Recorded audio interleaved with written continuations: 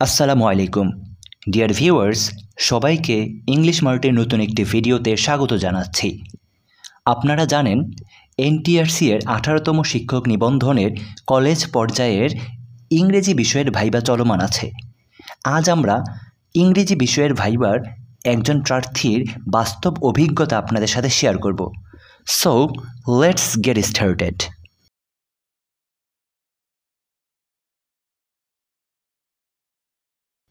স্বাভাবিকভাবেই প্রার্থী সালাম দিয়ে ও অনুমতি নিয়ে রুমে প্রবেশ করেন। তাকে বসতে বলা হয়। তিনি বসার পর তার যাবতীয় কাগজপত্র চেক করা হয়। তারপর যথারীতি তাকে প্রশ্ন করা হয়। তাকে প্রথমেই প্রশ্ন করা হয়, can you give an example of simile? Can you give an example of simile? আপনি কি সিমিলির থেকে একটি এক্সাম্পল বা উদাহরণ দিতে পারবেন? তাহলে আমরা দেখতে পেলাম তাকে সর্বপ্রথম যে কোয়েশ্চেনটা করা হচ্ছে সেটি হচ্ছে লিটারেচার থেকে এবং লিটারি টার্ম থেকে। লিটারি টার্মের সিমিলি একটা এক্সাম্পল তাকে জিজ্ঞেস করা হলো। তিনি সঠিকভাবে উত্তরটি করার পর তাকে দ্বিতীয় যে কোয়েশ্চেনটি করা হলো সেটিও লিটারি টার্ম থেকেই এবং তাকে জিজ্ঞেস করা হলো, can you give an example of metaphor? Can you give an example of metaphor? আপনি কি ম্যাটাফোরে একটি এক্সাম্পল দিতে পারেন?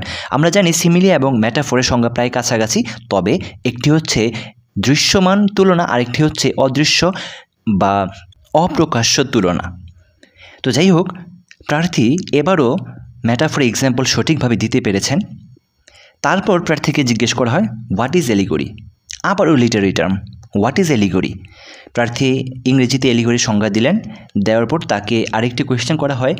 এবার কোয়েশ্চেন তাকে করা হয় লিটারি টার্মের বাইরে থেকে, তবে এটা লিটারেচার থেকে জিজ্ঞেস করা হয়।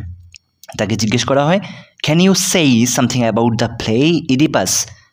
Can you say something about the play Oedipus?